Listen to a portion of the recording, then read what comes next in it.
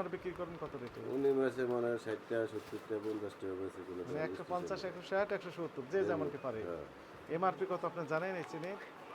MRP হলো সরকারিটা 140 তো টাকা। আপনি তো সবই জানেন, জেনে শুনেই করতেছেন। হ্যাঁ সরকারি যদি এমআরপি মানে ম্যাক্সিমাম রিটেল প্রাইস, খুচরা বিক্রয় মূল্য হ্যাঁ 140 যদি হয়, তাহলে আপনাকে বিক্রি করবে তো আরো কম রেটে।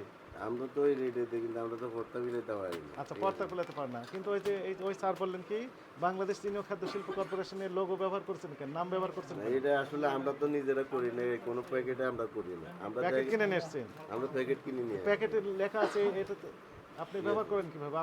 আপনি কি সরকার? না না আপনি কি চিনি শিল্প কর্পোরেশন এর প্রতিনিধি? না তা আপনি এই লোগো ব্যবহার করেন, নাম ব্যবহার করলেন কেন? আমার তো স্যার এই জায়গায় ভুল হয়েছে কি জায়গায় ভুল হয়েছে? এটা তো অপরাধ করছেন, ভুল করেননি তো।